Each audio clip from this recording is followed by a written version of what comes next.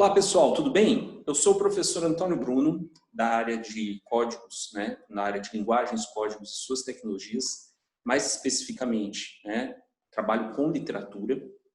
Nós estamos iniciando aqui o nosso curso Top 10 Enem, sobre os assuntos mais importantes, os conteúdos mais relevantes que são cobrados na prova do Enem. O caderno de linguagens e códigos constam 45 questões, então é bastante trabalhoso, na verdade tem muitos textos, obviamente, para serem lidos, e as questões de literatura costumam envolver textos que apresentam uma dificuldade um pouco maior, além de outros aspectos, de outros assuntos relacionados com a literatura. Então, bora começar, para a gente não perder muito tempo, gente? Nessa primeira aula, uma aula mais introdutória, eu vou trabalhar aqui com vocês com alguns conceitos, algumas características e definições importantes sobre literatura, sobre texto literário e também os gêneros literários e da maneira como eles são cobrados na prova do Enem, tudo bem? Então, vamos começar aqui com o nosso material, para vocês irem acompanhando a nossa aula.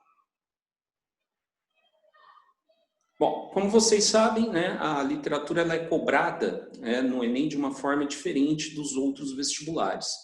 Enquanto os vestibulares chamados tradicionais ou convencionais têm uma lista obrigatória de obras literárias para serem lidas, como é o caso da FUVEST, da Unicamp, a prova do Enem, na verdade, cobra conceitos básicos sobre a literatura, sobre a escrita literária, e de vez em quando características dos períodos, dos movimentos literários, mas essas questões elas vêm sendo diminuídas com o passar dos anos, com o passar do tempo. Tá? Bom, então vamos começar aqui com algumas definições de literatura. Na verdade, eu separei aqui para vocês as definições principais e as que mais interessam para a gente nesse momento. Na verdade, o dicionário tem uma seção, uma coluna grande para definir a palavra literatura. O Aurélio e o Roais trazem mais de 9 entradas, ou significados, sentidos diferentes e usos diferentes para a palavra literatura. Eu separei aqui pelo dicionário Aurélio, que é o mais comum, a maioria das pessoas tem, as definições mais básicas e usuais de literatura e aquelas que normalmente são cobradas nas provas, como do Enem e dos vestibulares. Então, a primeira definição de literatura é uma definição que está ligada a uma visão mais clássica, mais tradicional da literatura, que é a literatura como arte literária. Então, a literatura seria, nessa primeira definição, a arte de compor ou escrever trabalhos artísticos em prosa ou em verso. Isso significa que dentro dessa concepção, dentro dessa visão, a literatura é uma manifestação artística da linguagem. Ou seja, a literatura ela pressupõe um processo de expressão artística, em que o autor, no caso o artista, na verdade, expressa um conteúdo por meio de uma determinada forma. Todo texto tem forma e conteúdo, e na literatura, daqui a pouco eu vou mostrar um pouquinho melhor isso para vocês, o aspecto artístico, as preocupações artísticas do autor fazem com que ele tenha um trabalho diferente no plano da estética, da forma, da estrutura do texto. Então, a gente pode dizer que literatura é aquilo que apresenta um valor artístico em relação aos textos e obras que nós consideramos científicos, informativos, os textos comuns ou os textos em geral. Tá? Bom, outra definição para a palavra literatura, que não é tão diferente, não é tão oposta a essa visão que está na letra A literatura é o conjunto de trabalhos escritos de um país, de uma época ou área do conhecimento. Então, eu posso usar a palavra literatura para falar da escrita de um determinado lugar, por exemplo, literatura brasileira, literatura norte-americana. No caso do Brasil, a gente ainda tem uma divisão maior, porque aqui a gente tem muitos estados, então eu posso falar em literatura goiana, em literatura paulista, uma perspectiva mais regionalista. Eu coloquei aqui a expressão país, mas na verdade isso pode se referir a qualquer lugar. Literatura latino-americana, por exemplo, dos países da América Latina. Pode ser um conjunto das escritas de uma época, então eu posso falar em literatura antiga, literatura medieval, literatura do século XIX, ou ainda de uma determinada área do conhecimento. Eu posso usar a expressão literatura médica, por exemplo. Isso quer dizer os textos escritos, as obras publicadas do ramo da medicina. Tá? Então, a palavra literatura ela pode significar o conjunto dos trabalhos ou dos textos escritos de um lugar, de uma época ou de uma área, tá, do conhecimento. E uma outra definição de literatura, que tem a ver mais com a letra B do que com a letra A, na verdade tem a ver com as duas, né, gente? Conjunto de conhecimentos relativos às obras ou aos autores literários. Então, eu digo, estudar literatura é estudar o quê? É estudar as obras consideradas literárias e os autores que são considerados autores literários, tá? Então, é o objeto de estudo da literatura, na verdade, no ensino médio. As obras e o estudo dos autores. No Enem, isso não é cobrado, como eu disse para você, como nos outros vestibulares. Ok, gente? Obra, né, Dom Casmurro, do Machado de Assis, Vidas Secas, do Graciliano Ramos, são cobradas em vestibulares que já têm uma lista de livros obrigatórios, uma leitura mínima que você precisa ter para fazer aquela obra. Tá? E no Enem quase também não se cobram características dos autores, o que é comum em outros vestibulares, né? São características temáticas da poesia do Gregório de Matos, letra A, o lirismo religioso, letra B e daí por diante, né? No Enem não é necessário ter um conhecimento tão específico sobre o estilo de determinado autor. Pelo menos não foi assim que foi cobrado, né, até hoje na prova do Enem. Porém, e aí é muito importante, quanto maior for o seu conhecimento sobre um determinado autor e os livros que esse autor escolheu, por exemplo, se você já leu Machado de Assis, os contos e os romances, obviamente, quando você encontrar uma questão, né, relacionada a um texto do Machado de Assis, você já vai ter alguns elementos internalizados que podem te ajudar na hora de responder uma questão, de anular uma determinada alternativa, de entender o que está sendo proposto pelo texto, correto? Então, o estudo dos autores e das obras, mesmo que no Enem não seja cobrado de maneira direta, coisa que não acontece nos outros vestibulares sim, você precisa conhecer as características, as peculiaridades, as particularidades de cada autor, das obras que esses autores escreveram, tá? Bom, então quanto maior for o seu conhecimento literário, como a gente diz, né, quanto mais textos você conhecer, quanto mais autores você tiver lido, isso vai te trazer uma facilidade maior na hora de resolver a prova, com certeza, tá? Bom, então vamos falar agora, né, de algumas particularidades, de algumas características que estão presentes no texto literário que o diferenciam de outros tipos de texto, como uma bula de remédio, um manual de instrução ou mesmo uma reportagem de jornal. Tá? Eu vou mostrar aqui alguns elementos essenciais do que a gente chama de texto ou obra literária. Primeiramente, nós voltamos àquela definição que eu passei para vocês, né, na tela anterior, da letra A, da literatura como uma forma de arte, né, como uma forma de manifestação artística. Então, o texto literário se diferencia do texto comum pelo seu valor artístico. O que seria esse valor artístico? Seria por meio de uma criação artística, ou seja, da imaginação do autor, despertar alguma reação subjetiva no leitor. Uma emoção, um sentimento, uma reflexão sobre a realidade, sobre a sociedade, sobre a própria existência. Aquilo que me tira do lugar comum. Né? Os textos informativos, em geral, são textos do nosso cotidiano.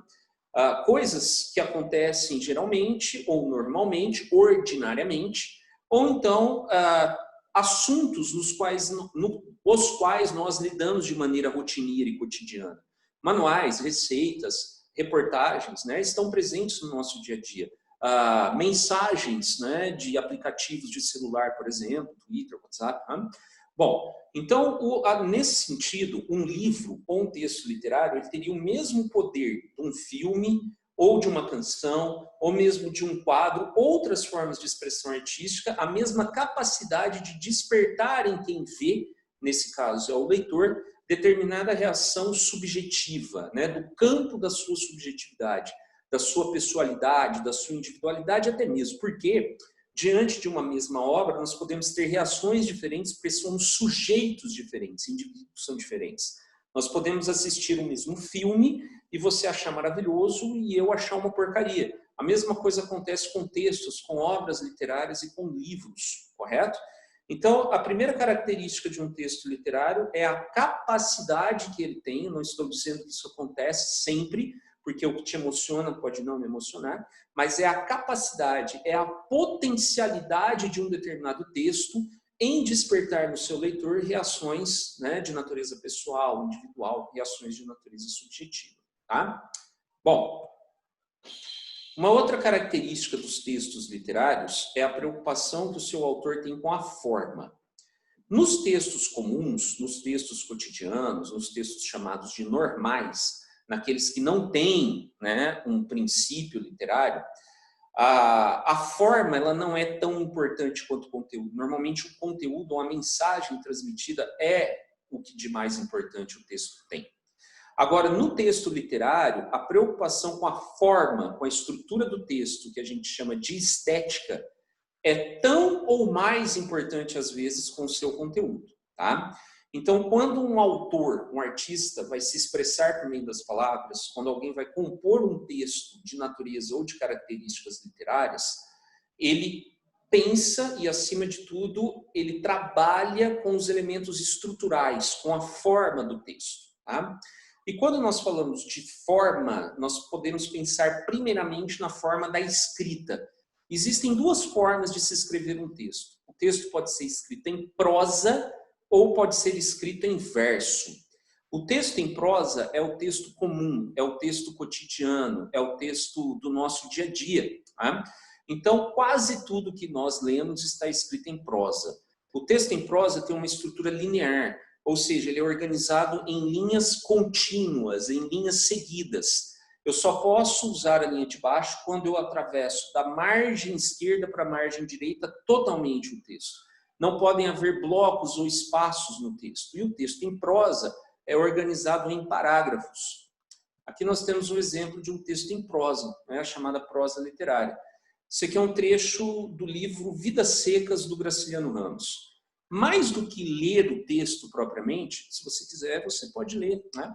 Na planície avermelhada, os juazeiros, alargavam duas manchas verdes. Os infelizes tinham caminhado o dia inteiro, estavam cansados e famintos. Ordinariamente andavam pouco, mas como haviam repousado bastante na areia do rio seco, a viagem progredira bem 3 léguas.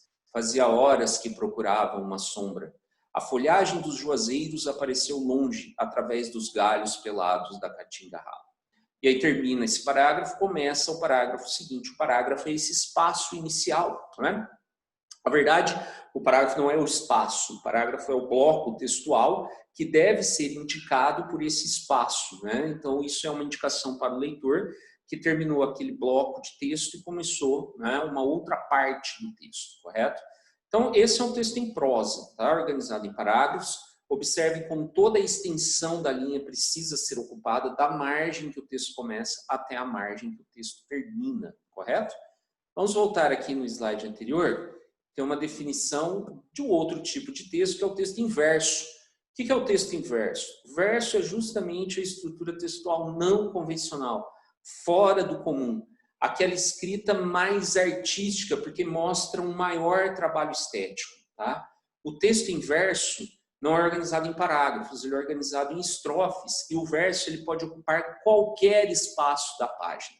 Ele pode estar alinhado à esquerda, ele pode estar alinhado no centro, à direita, as palavras podem estar longe umas das outras. Tá? O texto pode ser lido até... Alguns textos que são escritos com esse propósito, né, os textos podem até ser lidos na transversal, de trás para frente, depende da proposta do autor.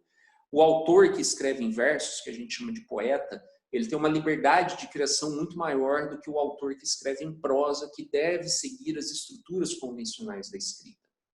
Então aqui, depois do texto em prosa, tá, tem um exemplo de um texto em verso, um poema muito conhecido do autor português Luís de Camões. Então, observe que, diferente do texto anterior, a linha não é ocupada na sua totalidade. Tá? Então, o autor escreve com os versos mais ou menos, né, alinhados, um embaixo do outro, mas não ocupa toda a linha, não ocupa toda a extensão, todo o espaço que há entre uma margem e outra, entre o começo da escrita e o final da escrita. Aqui está uma divisão em estrofes, cada parte do texto, e são 4, né? A gente chama de estrofe. As estrofes elas são nomeadas de acordo com a quantidade de versos. Nesse caso, nós temos 2 estrofes de 4 versos, que nós chamamos de quartetos, e 2 estrofes de 3 versos, que nós chamamos de tercetos, tá, gente? Esse texto em verso também é chamado de poema, tá? Então, poema é o nome que se dá ao texto escrito em verso. Eu posso dizer que esse texto é um texto em verso, ou então que ele tem a forma de poema. O gênero textual desse texto é poema, tá? Bom, então, essa é a diferença entre prosa e verso. Vocês puderam notar que a diferença é visual, tá? Então, visualmente, quer dizer, sem olhar para o conteúdo do texto, sem ler propriamente o que o texto diz, eu consigo dizer se o texto é escrito em prosa ou escrito em verso, porque visualmente são estruturas diferentes, são estruturas distintas, tá? O texto em prosa tem uma estrutura linear, tá? Ou seja, as linhas são ocupadas do início ao fim, e o texto em verso tem essa estrutura não convencional, tá? Em que, de acordo com a proposta do autor ou com a sua intenção, as palavras são colocadas em diferentes lugares. Cada linha desse texto que vocês observam aí é chamada de verso, tá? Muito bem. Então, falamos, né, do valor artístico de um texto, falamos da preocupação que o autor tem com a forma, quando ele se expressa de maneira artística, porém, a principal característica de um texto literário é a linguagem. Em relação aos outros 2 tópicos, esse é o mais importante, tá? Então, a gente diz que o texto é literário quando ele apresenta conotação. O que é a conotação, gente? A conotação, vocês vão ver isso melhor, né, na gramática ou na interpretação de textos. A conotação é quando as palavras são utilizadas de maneira figurada, né, ou que a gente chama de linguagem poética. Quer dizer que as palavras elas são usadas ganhando novos significados, significados diferentes do que essas palavras têm no dia a dia. A linguagem comum, a linguagem cotidiana, a gente chama de denotação, cujo principal aspecto é a referencialidade. Então, quando eu uso a linguagem denotativa, eu quero usar as palavras no sentido que elas têm normalmente, que elas têm geralmente. Agora, nos textos literários, a linguagem é conotativa e é exatamente isso que traz uma dificuldade maior deles serem interpretados ou deles serem lidos. Além de eu ler a palavra, eu tenho que pensar, e aí eu já estou usando a imaginação ou o meu conhecimento acumulado, eu tenho que pensar, na verdade, no sentido que aquelas palavras têm naquele texto, tá? Então, nos textos comuns, normais, normalmente os textos informativos, a linguagem é denotativa. Nos textos literários, a linguagem é conotativa, porque as palavras são usadas adquirindo novos significados, né? Novos sentidos, tá? Aqui eu coloquei um trecho de uma obra muito famosa, tá? É o romance Iracema, do José de Alencar. O texto é escrito em verso, né? Romance é um gênero da prosa, perdão, o texto é escrito em prosa, errei aqui, gente, desculpem. O texto é escrito em prosa, tá? E um dos gêneros da prosa literária, né, da narrativa literária, é o romance. Iracema, do José de Alencar, é um romance, e aqui eu coloquei um trecho muito famoso, tá? Que é a apresentação da personagem Iracema, que é uma índia, né? Uma personagem indígena. Muito além daquela serra que ainda azula no horizonte, nasceu Iracema.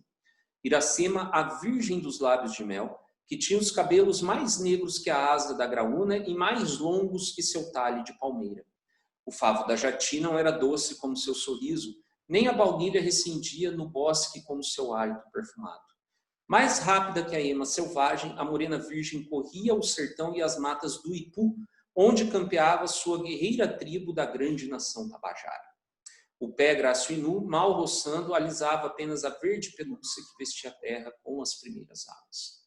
Então, isso aqui é um exemplo muito evidente de linguagem poética, não é?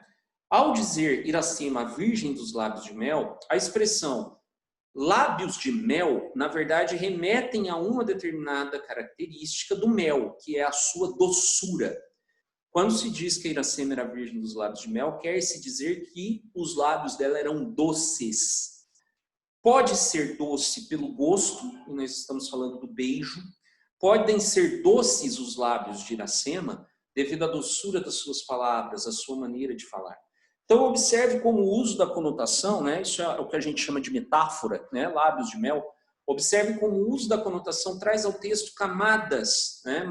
Mais camadas, na verdade, de interpretação, mais possibilidades de leitura. E é isso que faz o texto, né, ser um texto diferente dos textos comuns. Quando nós lemos um manual de instruções, por exemplo, as palavras significam exatamente, né, o que elas têm que significar. Tá bom? Muito bem. Então, passados, né, esses primeiros assuntos, essas primeiras definições do que é a literatura e suas principais características, vamos aos gêneros literários. Na verdade, como a literatura é uma forma de arte, tá? Existem infinitos gêneros literários. Tudo é possível quando a expressão é artística, porque ela depende da criatividade do autor, do artista. Nós trabalhamos os gêneros literários conforme eles foram definidos na antiguidade grega, particularmente as definições ligadas a Aristóteles. Tá? Então, o primeiro dos textos dos gêneros literários é o gênero lírico. Tá? O gênero lírico tem esse nome porque quando ele surgiu na antiguidade grega, e depois isso acontece até a Idade Média, esses textos não eram destinados à leitura, eles eram destinados ao canto e à declamação. E esse canto e essa declamação era acompanhada de instrumentos musicais. Quando isso ocorria na Grécia, o instrumento utilizado era a lira, né? Uma espécie de harpa pequena, um instrumento de cordas, né? Que era tocado pelos poetas, que eram chamados de aedos, né? Tipo os nomes gregos lá da antiguidade. Bom, então a expressão lírica, na verdade, ela está ligada ao canto e à musicalidade na antiguidade. Com o passar do tempo, a poesia e a música foram se separando, né? Eu chamo de poesia lírica justamente por texto sempre ser escrito em verso, essa é a outra característica do gênero lírico, é um gênero poético, na verdade. Tá? Os textos são escritos na forma de poema, na forma de versos. Bom, a poesia hoje, né, ou o gênero lírico, não é mais cantado na literatura, tá? Mas você encontra lirismo nas letras de música, por exemplo. Né? Então você pode dizer que uma determinada letra de música é do gênero lírico, desde que ela tenha elementos que a caracterizem como tal. Então, a forma, a estrutura é em versos, a origem é musical, na antiguidade grega. E qual é o conteúdo do texto lírico? O texto lírico expressa um conteúdo subjetivo de uma voz poética que nós chamamos de eu lírico. Professor, mas por que eu lírico? Pode ser um nós também, pode estar no plural, mas não tem um você lírico, um ele lírico. Por que não? Porque subjetividade é a manifestação da pessoalidade, da individualidade. Então, quando há subjetividade, há a expressão da primeira pessoa, de um eu individual ou de um nós, raramente, mas pode acontecer, que se manifesta, né? Por isso chamado de eu lírico. Então, o texto lírico é aquele em que o eu expressa a sua subjetividade. Tá? A musicalidade, ela era um elemento importante, tá? No gênero lírico, porque ele foi cantado até o final da Idade Média. Do Renascimento até o final do século XIX, os poemas eram lidos e declamados, mas não mais acompanhados de instrumentos. E no modernismo houve a ruptura, a separação total da poesia e da música, porque os primeiros modernistas lá do início do século XX já não davam tanto valor assim à musicalidade, já não achavam que a musicalidade era um elemento tão essencial assim do texto poético. Tá? Então, eu vou mostrar aqui para vocês, né, um poema do Gregório de Matos, um autor que nós vamos estudar no Barroco. Tá? Prestem atenção, a estrutura é aquela mesma que eu mostrei no texto do Camões anteriormente. Tá? A gente chama essa estrutura de 2 quartetos de 2 tercetos de soneto. O que é um soneto, gente? É um poema formado por 2 quartetos seguidos por 2 tercetos. 2 estrofes com 4 versos, seguidos por 2 estrofes com 3 versos. Essa estrutura ela não pode ser mudada, ela não pode ser alterada, correto? Bom, o soneto do Gregório de Matos, esse soneto, nasce o sol e não dura mais que um dia, depois da luz se segue a noite escura, em tristes sombras morre a formosura, em contínuas tristezas a alegria. Né? Os versos são decassílabos. O que significa isso? Se nós dividirmos as sílabas das palavras do verso, nós vamos ter um total de 10 sílabas. A gente chama isso de sílabas poéticas. Que não é contado, ou que não são contadas como nós contamos as sílabas ortográficas ou gramaticais, aquelas que nós separamos quando estamos escrevendo um texto. Para nós sabermos a quantidade de sílabas de um verso, ou seja, a sua métrica. O que é a métrica? É o tamanho do verso, a sua extensão dada em sílabas. Sílabas poéticas, que são os sons que nós contamos, tá? Então, para essa contagem de sons, nós fazemos um processo de divisão silábica chamada escansão, que não é um assunto que vai ser cobrado de vocês no Enem, por isso não vou entrar em detalhes agora. Disso tudo que eu estou mostrando para vocês, o que é mais importante é você guardar essa estrutura do soneto clássico. O que é um soneto? É essa estrutura, né, formada por 2 quartetos seguidos por 2 tercetos.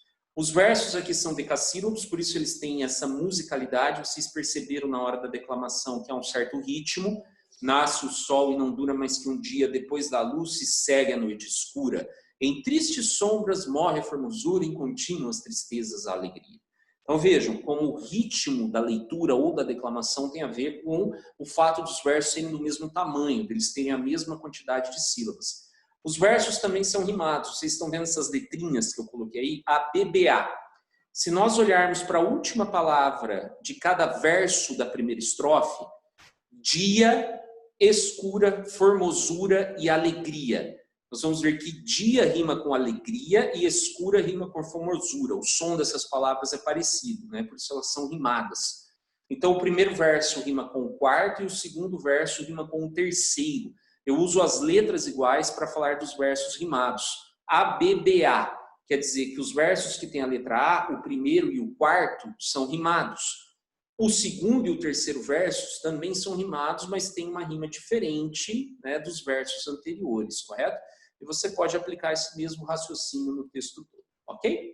Bom, então métrica é o tamanho do verso, é o que dita o ritmo da leitura, e a rima é essa coincidência de sons que aparece no final de cada verso, ok?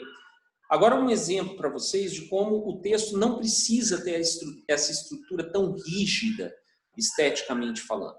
Esse é um texto modernista, tá? Chamado Poema Tirado de uma Notícia de Jornal, do Manuel Bandeira.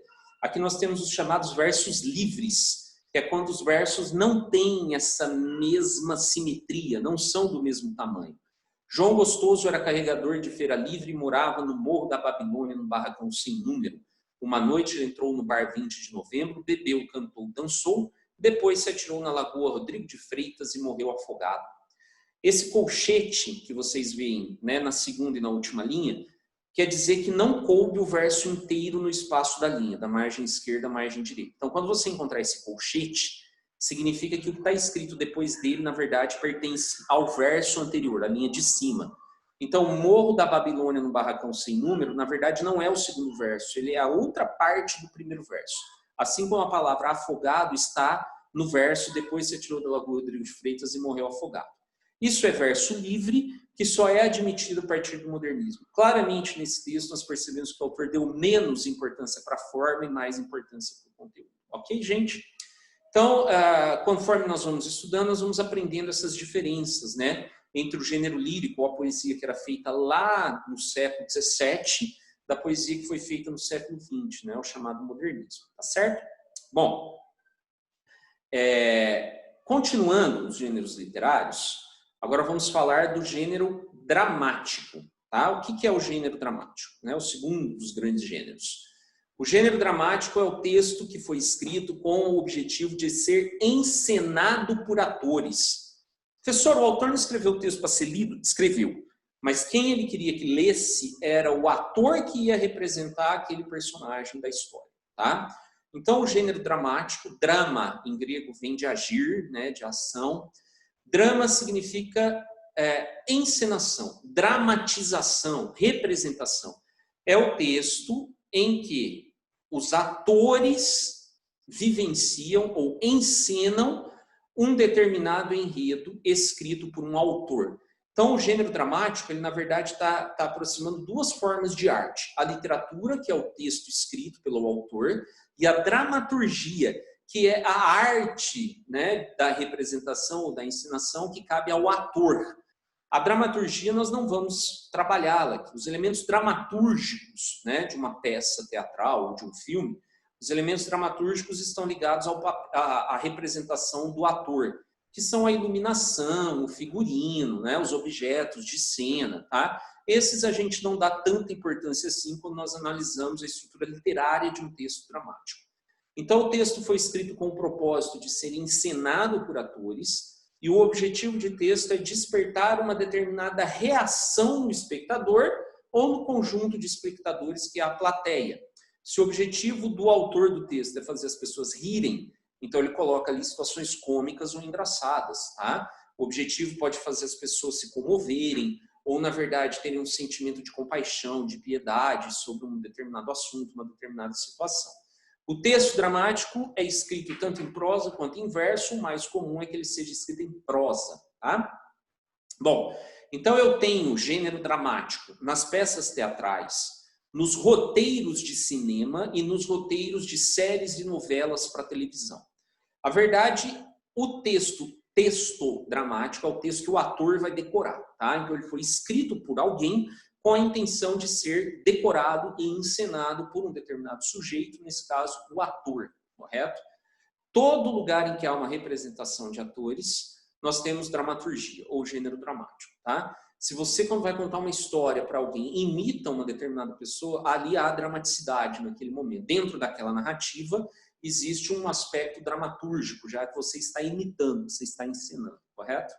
Bom, o texto dramático, né, estou falando agora só da parte textual, literária, não desses elementos como figurino, objetos, tá? O texto dramático tem 4 elementos essenciais. Os personagens, que são aqueles vivenciados pelos atores, o cenário, que é o espaço em que as ações se desenrolam, o tempo, ou seja, quando aquilo aconteceu, e a ação, que é o conjunto das ações, das cenas, né? É o enredo. Então, no teatro, o enredo ou a ação é dividida em pedaços, chamados atos, e esses atos são compostos por cenas. E aí é livre a quantidade de atos e de cenas por ato, mas normalmente não há mais que 7 ou 10 cenas em cada ato, senão já fica muito grande, tá? Bom, outro aspecto que a gente precisa entender é a estrutura do texto. O texto tem uma estrutura, seja escrito em verso ou em prosa, dialógica. O que é isso? É uma estrutura em forma de diálogo, correto? Porque é uma alternância da fala dos personagens, tá? Bom, não é necessário usar travessão ou aspas, porque aqui é sempre o personagem que fala, não tem narrador, né? A verdade, não é um texto narrativo, apesar dele ter enredo, personagem, tempo e espaço, não há a figura do narrador, porque quem está contando a história, quer dizer, ninguém está contando a história. A história está sendo vivenciada no momento em que as ações acontecem, tá? Então, a ação ela se desenrola em tempo real diante do espectador ou da plateia. Não tem alguém contando alguma coisa. Professor, mas e se um personagem contar uma coisa ou outra? Aí sim você tem dentro do texto dramático um trecho que é narrativo, tá? Mas a obra continua sendo uma obra dramática. Não é necessário usar travessão, porque a gente sabe que é discurso direto, tá? Então não precisa ter travessão ou aspas. Bom, além da fala do personagem, tem a rubrica. O que é a rubrica? Rubricas são aqueles trechos entre parênteses que mostram o que o ator deve fazer naquele momento. Qual é a entonação que ele deve falar aquilo, ou em que lugar do palco ele tem que estar quando aquilo for dito e tal, né? Bom, eu coloquei aqui um exercício que envolve gênero dramático, tá? Então, veja só, a cena 4 de uma peça chamada O Demônio Familiar, do José de Alencar, tá? Eduardo e Carlotinha são os personagens. Vocês veem que o nome dos personagens que estarão em cena já aparece ali no título, cena 4. A Carlotinha diz, onde vai, mano? O Eduardo responde, vou ao catete ver um doente, volto já. Eu queria falar-lhe. Quando eu voltar, menina. E por que não agora? Eu estou com pressa, não posso esperar. Quer ir ao teatro lírico? Você viu que eu estou mudando um pouco o texto? Porque aqui eu tô como se fosse um ator, na verdade, tá? O ator tem essa certa liberdade. Ele tem que se manter, obviamente, fiel ao sentido do texto, mas ele tem essa certa liberdade de expressão. Não estou disposta. Aí o Eduardo diz, pois representa-me uma ópera bonita. Enche a carteira de charutos. Canta o Charlton. Há muito tempo não vamos ao teatro. Quando ele diz canta o Charlton, ele está dizendo que quem está cantando a ópera é um ator chamado Charlton, que era um ator muito famoso no Rio de Janeiro daquela época. Vocês viram esse trecho entre parênteses? Enche a carteira de charutos? Por que ele está em parênteses e escrito de maneira diferente do restante do texto? Porque o ator tem que saber que ele não vai dizer isso. A verdade, isso é o que ele vai fazer naquele momento em que ele está falando. Então tomem cuidado, porque enche a carteira é um verbo, né? É um verbo de ação, como canta o Charlton, correto? Que aparece logo em seguida. Porém, um é fala do personagem, o outro não é fala do personagem. Professor, é fala de quem então? Não é fala de ninguém, porque isso não vai ser falado. O que você não pode confundir é a rubrica com a fala de um narrador, porque nem existe narrador nesse texto, correto? E a questão é exatamente sobre isso. O texto teatral, que a gente chama de dramático, né, que é um dos tipos de texto do gênero dramático, exemplificado pelo trecho anterior, apresenta semelhanças com o texto narrativo, por utilizar personagens, representações e marcação de tempo e espaço. Esse grifo é meu, né? Essas palavras elas não vêm grifadas na questão, na prova, tá? É porque sempre que você responde um exercício do Enem, você tem que prestar atenção no comando, nas palavras que aparecem no enunciado. Letra A. As ações das personagens são descritas por um narrador, sendo este o mediador da narrativa. É mentira, não há narrativa. As falas estão sendo apresentadas pelas próprias personagens. As falas das personagens são diluídas no texto, sendo confundidas com a voz do narrador. Claro que não se confundem as vozes, porque elas são escritas de maneiras diferentes. E, aliás, nem a voz do narrador, né? A rubrica e a fala do personagem são escritas de maneiras diferentes. As características das personagens são reveladas por meio de suas falas. E assim a ação é conduzida por elas mesmas. Exatamente. São as personagens que falam de si mesmas por suas falas. E são elas que levam adiante a própria história. São elas que agem na história. Não é o narrador. As vozes das personagens são importantes para a construção da narrativa. De novo, ele usou a expressão narrativa. O texto não é narrativo, o texto é do gênero dramático. Embora haja a voz de um narrador onisciente, não tem sequer narrador. As atitudes das personagens são conduzidas por um narrador intruso, não há narrador, já sabemos que é falsa, embora o conflito esteja nos diálogos. Exatamente, o conflito está no diálogo e não a voz narrativa. Então, a alternativa correta é a alternativa C. Espero que vocês tenham acertado e entendido o gênero dramático. Só para nós terminarmos, nós vamos falar de um gênero que não é mais praticado na literatura, tá? O gênero épico não é mais visto na literatura, mas o gênero épico é importante porque ele é a origem da literatura, tá? Na verdade, de um tipo de texto que é a narrativa, tá? Professor, o gênero narrativo não é um gênero literário? Não, não é um gênero literário como se conheciam os gêneros literários na Grécia.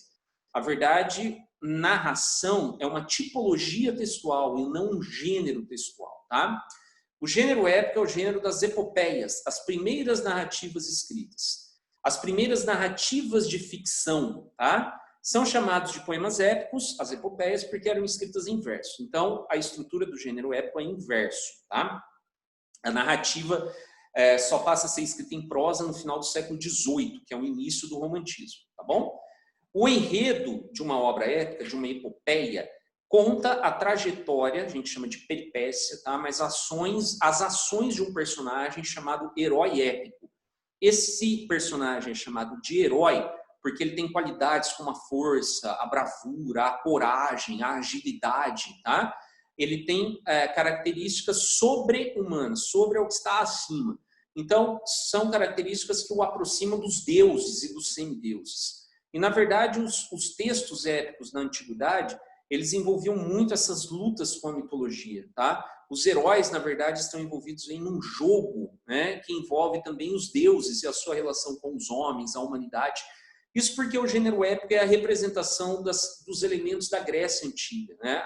Os poetas gregos escreviam epopeias ou poemas épicos no sentido de registrarem os fatos históricos e também a preservação das suas narrativas, que eram orais, da sua cultura, tá?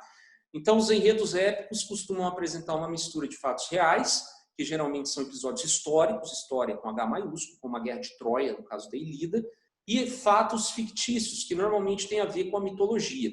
Nós não sabemos quando a mitologia, ou seja, a religião, virou literatura. Nós não sabemos como se deu essa passagem do mito para o épico, tá? Isso é algo que muitos filósofos já tentaram explicar. Os principais trabalhos nesse aspecto estão no Nietzsche, né, no Nascimento da Tragédia, filósofo alemão lá do final do século XIX. Mas a gente não sabe exatamente quando se deu essa transformação. O que nós sabemos é que as primeiras narrativas de ficção vieram das narrativas religiosas, ok? No caso da mitologia. Aqui estão algumas epopeias famosas na antiguidade, histórias conhecidíssimas, né? As obras mães, né, da literatura ocidental, que são a Ilíada e a Odisseia do Homero, poeta grego, e a Eneida do Virgílio, esse último foi escrito em latim.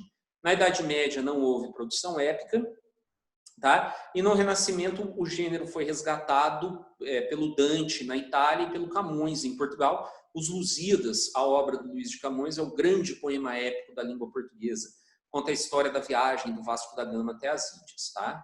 Aliás, um outro aspecto importante, né, é que no gênero épico, geralmente os heróis eles estão ligados a uma ideia de coletividade, tá? No caso da Ilíada e da Odisseia, os heróis que são Aquiles, né, que são Odisseu, eles são a representação do povo grego, dos povos gregos, tá? No caso dos Lusíadas, fala-se dos portugueses, apesar da figura principal ser o Vasco da Gama. No Brasil, tá, o gênero épico ele aparece no arcadismo, final do século XVIII, e também no romantismo, no início do século XIX, sendo que no romantismo foi elevado à condição de herói épico pelos autores daquela época a figura do índio. Tá? Então, o nosso grande herói épico é o índio, né? A gente chama isso de indianismo. Aqui tem o canto 4, né, de um poema chamado Ijuca Pirama, em que o guerreiro prestes a ser sacrificado, a morrer nas mãos dos inimigos, diz as suas últimas palavras. Meu canto de morte, guerreiros, ouvi, sou filho das selvas, nas selvas cresci, guerreiros descendo da tribo Tupi. Então ele está dizendo que ele é um guerreiro descendente dos Tupis, da tribo pujante, grandiosa, que agora anda errante, sem terra, sem nação, sem pátria, porque foram dizimados por fado inconstante. O fado é o destino. Guerreiros nasci, sou bravo, sou forte, está exaltando as suas qualidades. Sou filho da morte. Meu canto de morte, guerreiros, ouvi. O poema tem essa musicalidade ritmada, né? Isso aqui são versos redondilhos, tá? São versos de 5 sílabas poéticas, são versos muito musicais. Então você vê que essa batida, né? Meu canto de morte, guerreiros, ouvi, sou filho das selvas. Isso contribui para o suspense, né, da peça. Eu falei dessas questões de métrica e rima no gênero lírico, mas como o gênero épico também era cantado e também era escrito em versos na antiguidade, tá? Então a gente encontra a mesma estrutura, tá? O que vale para o gênero lírico vale também para o gênero épico, tá bom? As narrativas que têm elementos épicos mais contemporâneas são escritas em prosa, tá? Não apresentam. Há elementos épicos em romances, em filmes, né? Mas eu não posso dizer mais que sejam epopeias, porque não foram escritos em versos, ok?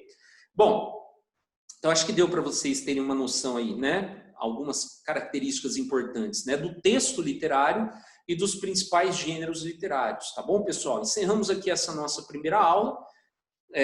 Só mais um detalhe, né? O que a gente tem que falar antes, né, da aula que vem, só vou dar um aperitivo para vocês.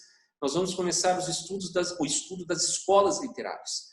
As escolas literárias são os agrupamentos, ou são os conjuntos, né, de autores que viveram uma determinada época e que apresentaram determinadas características em suas obras. Está aqui uma lista dos movimentos ou escolas literárias, né, da literatura brasileira e os seus períodos. No período colonial, o período de formação, o barroco e o arcadismo. No período imperial, o romantismo e o realismo. No período republicano, o parnasianismo, o simbolismo e o pré-modernismo, que não é exatamente uma escola literária. E no período modernista, nós temos o modernismo, desde a Semana de Arte Moderna, em 1922, até os dias atuais. Ok? Não é necessário decorar essas datas, isso é só para você, né, saber exatamente, né, em que lugar ou em que época aconteceram os movimentos, mas é exatamente o que nós vamos tratar nas próximas aulas. Tá bom, pessoal? Então, vejo vocês na próxima aula, quando nós falaremos do quintismo e do barroco, os primeiros assuntos ligados à literatura brasileira. Ok? Obrigado, galera. Até a próxima.